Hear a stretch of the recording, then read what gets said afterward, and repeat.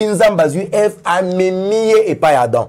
Donc cela veut dire que Nzambe a préparé Mobali, moko pona moi si il a préparé pour Mobali wana. Alors quand tu deviens deuxième bureau, troisième ou quatrième bureau, au comment Nzambe te peut obikate. Et puis le jugement sera pour toi. Parce que Nzambe a pesi libala et pas ya Mobali moko. Voilà pourquoi n'engana rappeler le peuple de Dieu quelque chose. Nazana Mukanda ya titre chapitre nango premier. J'ai besoin que Banazai va comprendre. Titre chapitre 1er, verset 5. Parce que la polygamie, il y a des pasteurs, il y a des gens qui ont bango. Il y a des personnes qui ont des gens qui ont tellement il y a des pour sans autres avoir makasi tellement kindumba na besoin d'avoir. Donc là où vous trouvez les pratiques pareilles, boye ba kenzamba sati. Likome le dit que moi si abimana moi cité. Mobali abimana mobilité. Donc ceux qui obéni mobali na yo, ayebiso que non des a maman d'abimana mobali parce que to zo mbongo, yeba que il faut quitter libala wana. Ceux qui divorce ça lisumuté. Parce que likome zo lo ba que okoko bikana un homme infidèle c'est to femme. Wana bana ko aider libota. Te. Et ko aider libota te. Balobi King France Télévision n'est ma cam. Osa bezuta ba film bien. Ota la émission bien. King France Télévision n'est ma cam. Chaîne moya kanda. Aïe aïe aïe. Balobi soto lo ba minti. Musala n'est ma cam. Abonnez massivement la chaîne France King TV et pas Yannick Wengebe. Yannick Wengebe béton. Doit s'abonner kuna boyoka masolo puis la politique. Masolo ya Congo, masolo ndenge Congo zongi pa ba Congo. Yannick Wenge yonde makam. King France Télévision ne makam. Salande makam. Voilà, mesdames et messieurs, bonjour et bonsoir. Tout ça dépend à l'heure à laquelle vous allez nous suivre à travers cette émission Bosolo na Bonzambe, présentée par Yannick Wenge Mototunda na Bonzambe. Merci pour votre fidélité. Vous êtes tellement ébélé, tika été Kimia et Ingela. Oma Bota Mwabino parce que vous avez rabillé Bota Larabiso, vous êtes partout dans le monde à travers King France Télévision, meilleur canal de l'actualité, la chaîne qui vous informe à chaque moment. Mesdames et messieurs, Bota Larabiso na États-Unis, na France, na Belgique, na New Zealand, vous êtes en Afrique du Sud, Kinshasa, Angola, Bozali, partout dans le monde entier, vous êtes en train de nous suivre à travers cette émission. Mesdames et messieurs, comme vous savez bien, cette émission n'a pas rapport à Bino Basal Nanzambe, Oyotoyaka Awa, Toso la Makambotali. Ozo le kakati na baitonga na tata Nzambe tokoloba tusola masolo le kaka na kati ya l'église ya mboka na biso Congo. Sikete kimia ingelo mabota mabino bozui libaku atala biso mokolo liboso walelo bo s'abonner, aimer, partager, bo sa malamu ngonga notification ko bo salate, cliquez place wana. En tout cas ceux qui vidéo moko ekoti et ko raté en côté. Mesdames et messieurs, à travers cette émission, je n'avais pas bino que le pasteur Timothée avec lui, tourné campé to nous solo là. Selon le sujet, il y a Marambo ko le kanaka église pour moi le kuta ils na kati église trop. Il y a tout ça qui émission boso na ki bonzambe pour moi la vérité et bima à travers cette émission. Les amis ali boso, plus de 5 bino, bo santé, bo s'abonner et au salam ala mingi. Pasteur Timothée, bonjour et bienvenue dans cette émission. Bonjour Papa Wenge. Comment vous allez? Non, par la grâce ça va. Nous saluons tout le monde. On a dans l'émission, il y a Bosolo Bonzambe. Voilà. Si vous avez abonné, veuillez vous abonner et on est là pour répondre à vos préoccupations et puis édifier à la lumière de l'évangile. Ok, merci beaucoup Pasteur. Aujourd'hui on va parler sur la polygamie. Les lots. Église mususu za sur polygamie wana donc mutakumba la rosa na bana basi ata 5 6 7 8 9 10 le kola quand est le qui a pasteur Kasamba donc basi naé balobaki que non baza normal basa la razua te ba vivre à l'aise parce que bango système de polygamie pas na bango existe quand mobala rosa na basi ata 20 ata 30 est normal et pas na bango. Quelle est votre impression? Bon, premièrement, nous devrons vérifier d'abord les Écritures. Dans Matthieu chapitre 19, verset 1er en descendant. Bible Zoloba, c'est Jésus qui parle. Au commencement, Dieu créa l'homme et la femme. Babité que Dieu créa l'homme et les femmes au pluriel. Donc, moi c'est Azamoko, mon bal Azamoko. C'est pourquoi quand on a pensé à l'éternité, tu comprendre que la terre comme étant une femme, ciel pesaka moko dans la terre ezami baletier. Alors eloko bomaka bandeko ezani ezali par rapport il y a parabole il y a Matthieu chapitre 25. OK. Bible zoloba que il y avait 10 vierges au bandai kozela la venue de l'époux. Donc voir 10 et lingo la kisake non bazalaki multiple de babengango polygamie parce que maître azamoko. Parce que quand on parle de maître, on parle de Jésus. Et quand on parle des vierges, on parle de l'église. Ozomona. Mais babo sani que chiffre 10 égale 1. Donc les 2 femmes, bazo l'exagar à 2 femmes. Parce que 5 au bazala qui sage, baza moi simoko. 5 au bazala qui folle, baza pe moi simoko. Donc c'est vrai que pas nous parlons de 2 femmes, nous parlons d'Israël et des nations. Ozomona. Donc Paul Azolo Banabiso comment que la lettre tue. La lettre ce sont ces écritures ici. Ce que tangi Bible local journal, local newspaper ndoko bikati. Donc il faut comprendre la pensée qui est cachée derrière l'écriture. Nous devons comprendre cela veut dire que c'est de l'ancienne alliance. À l'occurrence comme Abraham, Abraham azalaki na Agar, azalaki na Sarah. Mais tango Nzambe azako révéler Paul na Galates chapitre 4 verset 22, a dit que les 2 femmes là sont des alliances. Donc bala moka zolo la polygamie nzoto mais mangon esprit. Donc moi c'est nzoto boye na baksami balé aux alate parce que les 2 femmes selon Galates 4 22 elingi kolobela des alliances. Alakisi Agar comme Israël, alakisi Sarah comme étant l'église des nations. Ozomona. Maintenant tozongi même pas ya David parce qu'ils prennent David. David n'a pas un enseignement. Voilà pourquoi ce qui toque dans Deutéronome chapitre 21. J'ai besoin que bande comprendre. Verset 5.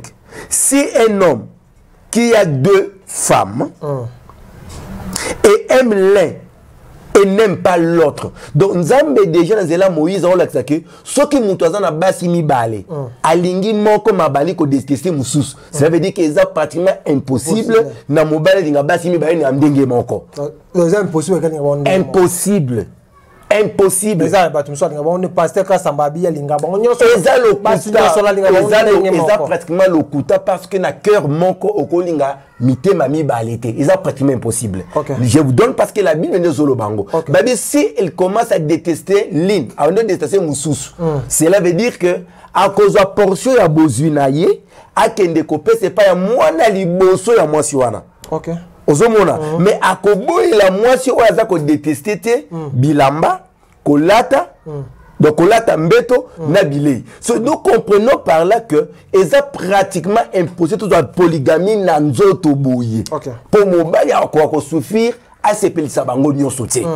C'est pourquoi Nzamba lobaki. Et puis il y a possibilité que non akabola portion na ye na moto oyo mwana liboso ya mwasi oyo azo détester. Mais surtout que na prophétie tu comprends que moi si oyo mobala linga ki liboso c'était Israël au Nzamba linga ki liboso. Mais quand il a détesté Israël parce que Israël a comment qui infidèle pas Nzambe a comment ko luka Nzamba ba pa ya voilà pourquoi il est venu vers les nations. Mais a boya te ko battre la Israël voilà pourquoi moni malgré la marche d'Israël, malgré marche il peut vivre na bango, Dieu est en train de les protéger jusqu'après du contraire parce qu'il a promis à David que bâton et kolungwa na kati ya Judate. C'est que la polygamie dans la Bible est allée prohibée. Et boyisami, là moi je défie tout le monde. Et boyisami parce que na premier homme, moi c'est Zalaki Moko, mon bel Zalaki Moko. Moi ça dans un lobby qui est boyisami. Il y a aussi des églises dans Kinshasa, topé na Congo, Oyo, bah accepter que polygamie est normal. Il y a un autre lobby, c'est quoi? Il y a des églises belé, bah itonga mingi lelo. Polygamie par la bango, aux en la basse, par exemple, message à pasteur Kassamba ou à Balibasi et Belé, donc pas la bango, ils en ont normal. Donc, le but que Ezali incompréhension à écriture. La lettre tue. Donc, il y a une ancienne alliance à Tanguy, Abraham, à Tanguy, Jacob. Je pense que hier j'avais parlé, n'a osé. Le but que non pour une seule femme que Jacob avait travaillé. Mais pendant que Jacob avait 4 femmes, à part Léa, Rachel, Zil, Panabile, Bazabi, Kotekwa, Bassinaï. C'était ombre des choses à venir. Parce que lettre est au moment. Donc, ton que non, Abraham, parce qu'il Bassi Belé. Moïse, Donc tout cela est un mécanicien bon moto. Mais c'est que moi je sais à lumière de la parole, la Bible est allée qu'au boya polygamie sans aucune autre forme de procès. Nazongi na Matthieu. Pardon, dans Romains chapitre 7. Romains 7. Nathan alors verset pour toi dans la nouvelle alliance. La Bible mingi. La Bible mingi, la écriture mingi. OK. Balobi boy. Nazui verset 2. Nazui verset 1er. Ignorez-vous frères, car je parle à des hommes qui connaissent la loi, c'est que la parole de Dieu.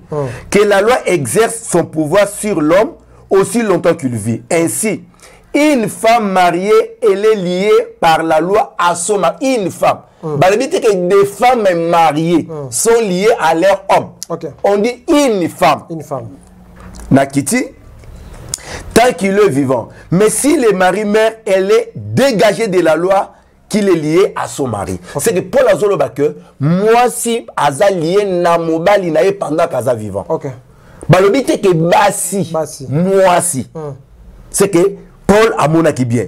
Balobi boy. Si donc du vivant de son mari, elle devient la femme d'un autre homme, elle sera appelée adultère. Mais si le mari meurt, elle est affranchie de la loi, de sorte qu'elle n'est point adultère en devenant la femme d'une autre. Ozomona. Voilà. Nazui écriture à liboso que babi moi si manko ne aza attaché et pas ya mobaïnae. Toké na Corinthiens. Le frère Paul a dit que nous qui sommes plusieurs, en mangeant le pain qui est Jésus-Christ, nous devenons un seul corps. Cela veut dire que dans nous autres, sous Christ, les églises qui croient la pire parole, bazaka moi si manko. Donc baza, c'est belé. Mais oyaza lisu, oyaza likolo, oyaza loboko. Mais naïe. Tozomona que moi si na moto za ndako na ye pété na chambre na ye à cause après tant une année to sima pour mobile à côté pa na ye. Mosala nzambe na ko na tanki oza mosala nzambe ozali ne tonga oyo kambaka bato. Na pesio minute oroba na bande ko basi oyo azo vivre na mobali ayebi ke mobali na ye azabazali azana basi tamsus 20 10 15 8 aza l'aise bazana bango l'aise oyo na ebité malobani ni teke mosala na nzambe c'est lo bible nongo meminga wana okoyi koloba na bango nini soki baota la biso soki le salut est lié à la parole. Nzamba sali moi si moko pona mobali moko. Donc cela veut dire que ma sœur soki ozali deuxième bureau ezali bala na yote tu dois te dégager de ces mariages. Donc kozokuta osambelati. Il faut te dégager. Pourquoi? Parce que Nzamba sala mobali moko et puis abimisa kote kaka moko. Et puis tango Nzamba zo bimisa Ève na kote ya Adam. Adam était sous le sommeil. Mais tango Nzamba ke a préparé basi mi balete pour Adam. Akena loboko na ye moko avec les 5 doigts, qui est les 5 doigts ministériels, a préparé Ève et puis Nzamba zu Ève a mémié et pas Adam. Donc cela veut dire que Nzambe a préparé mobali moko pona moi si il a préparé pour la mobali wana. Alors quand tu deviens deuxième bureau, troisième ou quatrième bureau, au comment Nzambe te peut obikate et puis le jugement sera pour toi.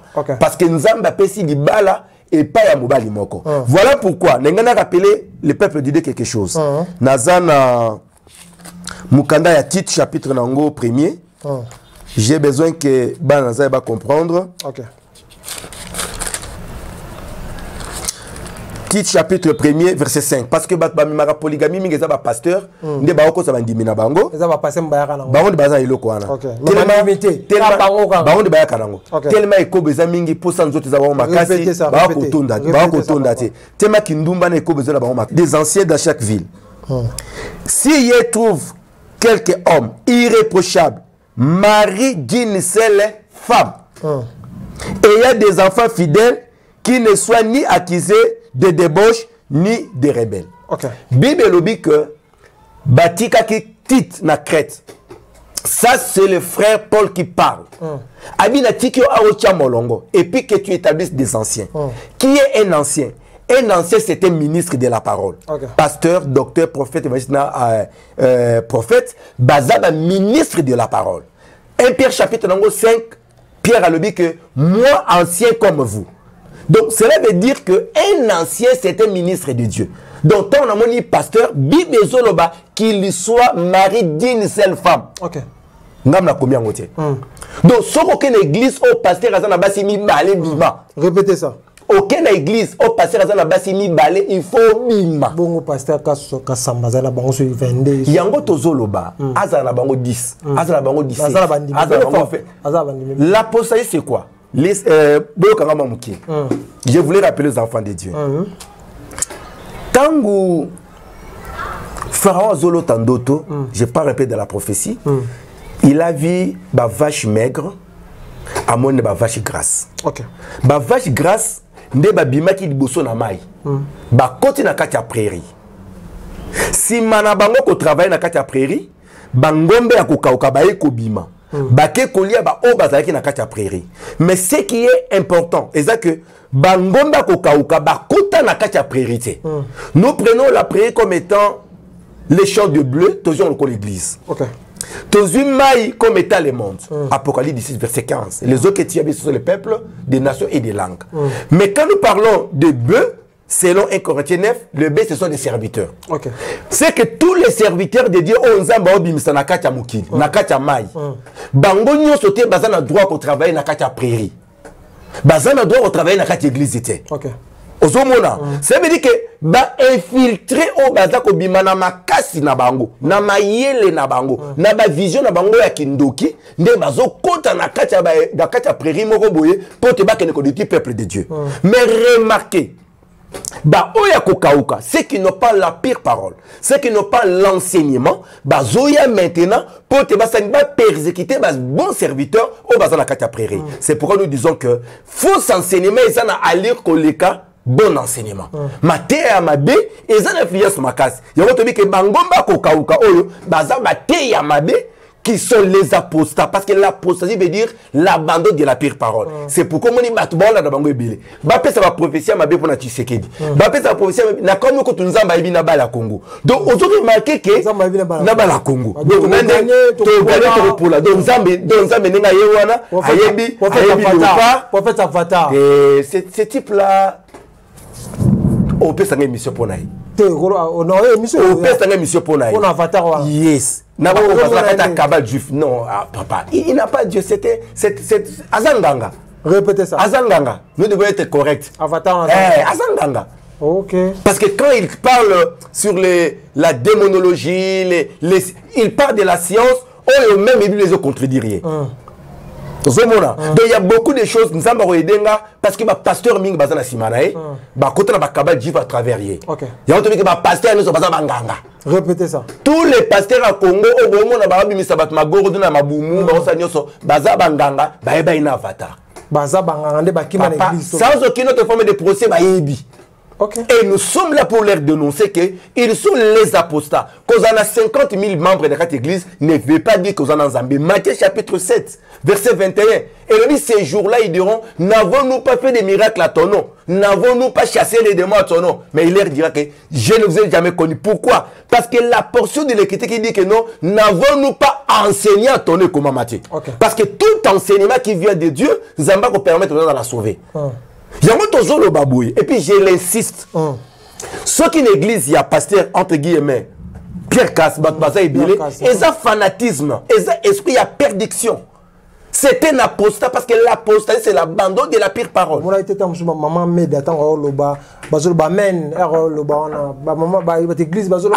veut dire.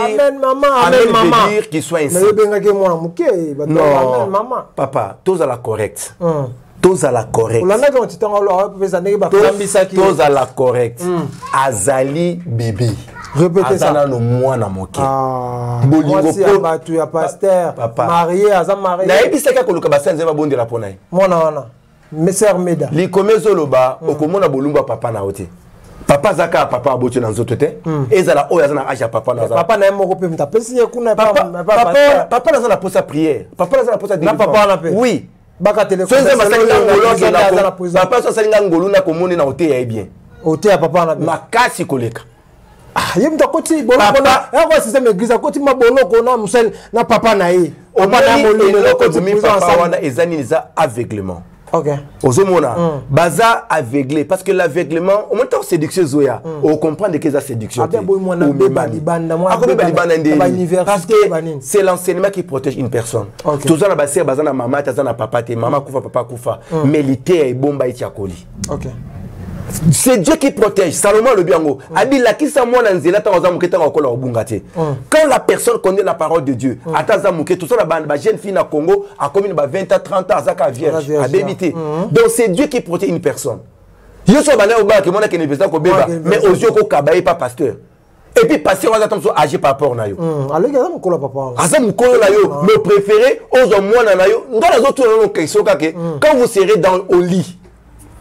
Et puis, tant que vous avez dit que nous avons maturité. La polygamie.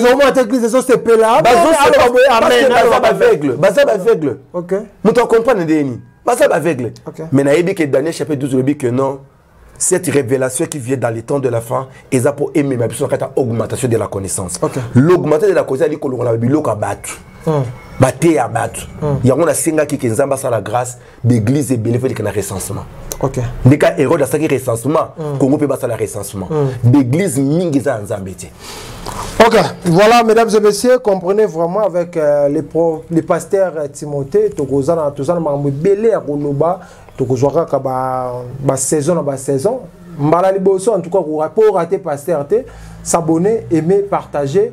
Et que ça la malamu mingi parce que pasteur Mikolo ngana kuluka partout na kuluka partout pour que continuer ba épisode na biso alelo.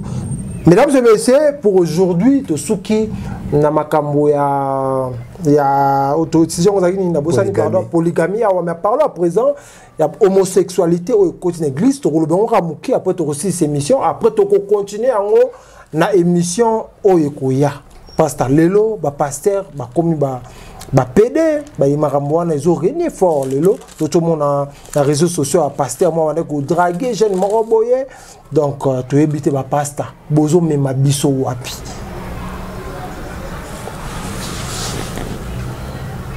Ramba besili to tonene Romains chapitre 1 nga Bible loba. OK. Verset 18. La colère de Dieu se révèle du ciel contre toute impiété et toute injustice des hommes qui retiennent injustement la vérité captive. Donc quand la vérité est rendue captive, or il y a des choses à aider les enfants de Dieu. Toujours verset 24. C'est pourquoi Dieu les a livrés à l'impudicité selon les convoitises de leur cœur, en sorte qu'ils déshonorent et même leur propre corps. Et qui ont changé la vérité de Dieu en mensonge, et qui ont adoré et servi la créature au lieu du Créateur, et qui est béni éternellement. Amen. C'est pourquoi Dieu les a livrés à la passion infâme, car leurs femmes ont changé l'usage naturel et celui contre nature. Et de même, les hommes abandonnent l'usage naturel de la femme, se sont enflammés dans leurs désirs les uns pour les autres, commettant homme avec homme des choses infâmes, en recevant à eux-mêmes les salaires qui méritent leur égarement. Comme ils ne sont pas soudés de connaître, souciés de connaître Dieu, Dieu les a livrés à leur sens réprouvé pour commettre des choses indignes, étant remplis de toute espèce d'injustice, de méchanceté, de cupidité, de malice, plein d'envie, de maître, de querelles et de ruse et de malignité. Tout ce qui est dans le Bible lobby, bazali kokanga la vérité captive. Secondement, va changer l'usage naturel. Moi si abali bimana moi si, mobali abali kobima na mobali. Donc cela veut dire que l'homosexualité dans la Bible et dans une autre existe. Exacté. Nzamba sala moi si na mobali. Nzamba bosanate. Mais le ba église belé ba adopter déjà ba accepter quoi. Tozo kende. Baka ba bomba ka andi mission te. Tozo kende. Nzamba sali mobali ya sali moi si, c'est comme le mât et la limaille de fer. Le mât ne peut pas attirer nzete. et combien d'aka ali bende ce qui nous ambassali moi na mobile au moins que moi ça va attirer pas mobile moi ça attirer pas moi si mais ce qui déjà moi ça commence à attirer pas moi si mobile commence à attirer pas mobile et comme contre nature yango de bibi zoloba donc ce qui te moni moi ça bimi na moi si Bible boyango batona ba oblikati bazana ba mabala na minute moi ça moi ça vanda ndako moko yango na zoloba ba kobikati ce qui pasteur il y a un problème il y a un problème il comme le dit que non bazali ko retenir vérité captive donc ceux qui bazo retenir vérité captive Bible zoloba que moto wa bimina mobali il faut ba bomai moi si on bomina moi si il faut ba bomai donc cela veut dire que na kata de kanisa nzambe ceux qui mobali abali mobali li fait les ozelai moi ça bali moi si li fait les ozelai et puis ba ko na bola muté ba kongo na pote belé ba bala bon ba ko na bola muté oui je vois que ba les femmes même auto so benga ba pédé ba ko na nzambe té c'est pourquoi nous vous demandons que église nyonso oyo pédazo kota foko bingana bango église nyonso oba homosexuel bazo kota foko bingana bango ba okuti pasteur na parce qu'il y a des pasteurs qui draguent les hommes donc alingi penza mobile azo bimana ye eza bakisi na bango parce que je le sais il y a un pasteur qui était venu confesser il y a bimakana mibali pour azo ba sperme na bango pour misele mbongo et puis ça y est moi succès donc là où vous trouvez des pratiques pareilles boye ba kenza basati Likome le dit que moi si abimana moi cité. Mobali abimana mobilité. Donc ceux qui obéni mobali na yo, ayebiso que non déjà à maman de bimana mobali parce que tozo mbongo, yeba que il faut quitter libala wana. Ceux qui divorce c'est lisumité. Parce que likome zo le ba que okoko bikana un homme infidèle te to fama. Wana banda ko aider libota. Te. Et ko aider libota te. OK. Vomina za nanda kote. Naza na place à vivre té, naza na li pa kolia mais na mbonga lisu. OK. Parce que cet argent ezali mbongo moko malhonnête. Ezambongo bimina na ndenga mabe. OK. Merci beaucoup pasteur en tout cas wana photo chango stop parce que tous on a continuité nango belé. En tout cas continuité nango ezali to memango épisode et belé en tout cas bande ko nanga bozanga émission oyo te bozanga King France T parce que beaucoup raté makambo belé. S'abonner, vérifiez bien. Ce que vous savez d'ailleurs s'abonner au monde en Congolais qu'on l'a qui ça déjà mais ceux qui n'ont s'abonné cliquez on pour ozangate parce que tous on a des épisodes le monde est né au tubandi toujours des épisodes ya sika tubandi lo ba sujet oyo e kubandi ko lamusa bino na banda bazami balete na da food ici pasteur Timothée azaka yemoku batu ba lukaye mais ngala zanaye tomeka kuluba ba vérité zo le kana kati ya ba Congolais topé dans l'église ya mboka na biso parce que message pour tout kabwana les amis pour tout kabwana mais pour tout stopper émission à l'élo parce que dans les élections sous lobby message les amis na bato batali biso bien aimé ceux qui totangi na la bible linga bible to proverbe ba pengata ma 10 minutes OK nazi proverbe chapitre nango 31, dans le verset 21. Et ne craint pas les neiges pour sa maison, car toute sa maison est vêtue de cramoisis. La femme vertueuse, n'a que l'église bâtie la femme vertueuse, la serre n'a église, mais n'a que femme vertueuse, il y a proverbe de Jésus Christ, véritable femme.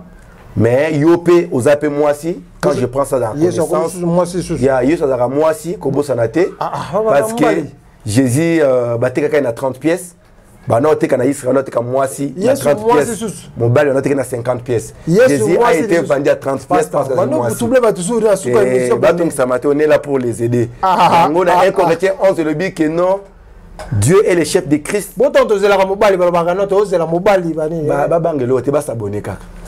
Bon s'abonner bon compagnie que ça à moi si et je peux abota bo bangelo ko bangelo aussi ça moi si pe abota bo bangelo Jésus était vendu à 30 pièces parce qu'il a été vendu à la prix d'une femme et puis sur la croix Jésus avait enfanté une femme que nous appelons Ève l'église donc c'est ça mais les commerçants particulièrement que la femme vertueuse a banda ta neige c'est la période à Mali.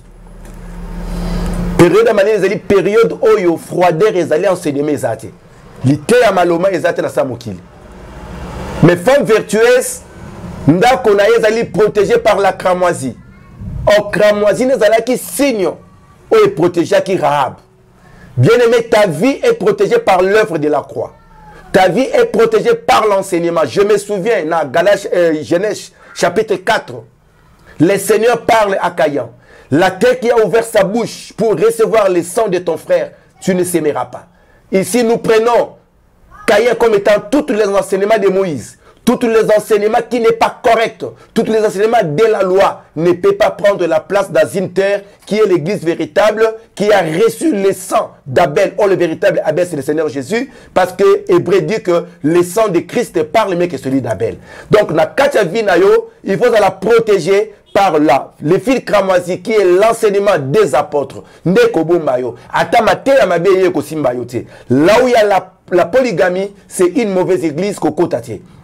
Et si ka oba pasteur bazoba homosexuel kokotate. Et si ka oba basi bazoba na bango na bango kokotate. Ma sœur et mon frère, vaut mieux mourir pauvre que kozoba richesse à mokili oyo. Mbongo ekoleka. Basa kitoko baleka, mbala kitoko baleka, mais batika bozuna bango. Nous avons trouvé les richesses sur la terre et nous allons les laisser. Mais ce qui est important, accroche-toi à la parole. La pire parole, marche avec la parole de Dieu. Je voulais vous rappeler quelque chose. L'église ne sauve pas. Le pasteur ne sauve pas. C'est l'enseignement qui sauve. Si tu t'attaches à une église, tu seras perdu. Mais attache-toi à la pire parole. Et surtout, Ephésiens chapitre 2, verset 20 dit que nous sommes fondés sur les enseignements des apôtres et des prophètes. Là où il y a des il ne faut pas raisonner. Dans la Bible, on ne raisonne pas. Là où vous entrez, il y a des raisonnements des gens. Il faut uniquement sortir. Ma soeur, je sais que tu vas bouder de cela. Mais si tu es deuxième femme, au Bota Pebana, malgré ça va te toucher, quitte ce mariage. Ezalibala na yote. Oza mwasi misa tu quitte ce mariage. Ezalibala na yote. Nzamba bongi sa libala pona. Ato bota. Ceux qui m'obaza posa bana tika bana. Bima. Les mauvais esprits vous réclament. Ya kozala base mi balé misa tu mine. Nane libale koma pasi boya tika. Te ata libale koma pasi mama ta pesa kombonga sala ko nyonso. Vaut mieux oza na coin. Nyokama, teka makala, teka foufou, mais cause la deuxième femme, parce que les deuxièmes femmes ne seront pas sauvées. Vous n'avez pas yébi bangoté. Que le Seigneur vous bénisse. Voilà, merci beaucoup, chers téléspectateurs. Vraiment, comprenez vraiment, c'était le pasteur Timothée Vivant. Ici en Afrique du Sud, son numéro est là. Beaucoup de bengaye, beaucoup de suggestions, on a idée au contraire, on a idée au senga pas na yeto peu bakisa. En tout cas, numéro ya pasteur Ezawana, bo bengaye moko stretch beaucoup joie. Yemoko en tout cas, tozana bino chaque jour beaucoup de vidéos, beaucoup de pasteur, beaucoup de connecté. Dans la Kin France Télévision, beaucoup de décidé. Mesdames, Mesdemoiselles et Messieurs, merci pour votre fidélité parce que bozala ki belé kota la biso na ba télévision, na émission la biso oyo. Solo nakati na kibonzambe kimia engela umabota mwabino parce que vous aurez libaku ya kota la biso partager mission aimer commenter mais surtout partager au la biso malamu mingi tous on a besoin na bino bo soutenir biso rate émission na ko partager na ko aimer na ko s'abonner na ko commenter au la biso malamu mingi to monani mokolo lobby na pasteur Timothée to continuer sujet na biso ya homosexualité na kati na église kimia evanda umabota mwabino balobi Kin France Télévision ne makam oza bezuta ba film bien otala ba émission bien Kin France Télévision ne makam chaîne moko ya kanda aïe aïe aïe balobi so tolo ba minute musala ne makam abonnez massivement la chaîne France Kin TV et pas Yannick Wenge Béton doit s'abonner kuna boyoka masolo puis ya politique masolo ya Congo masolo ndenge Congo zonge pa ba Congo Yannick Wenge yonde makam Kin France Télévision ne makam sala ne makam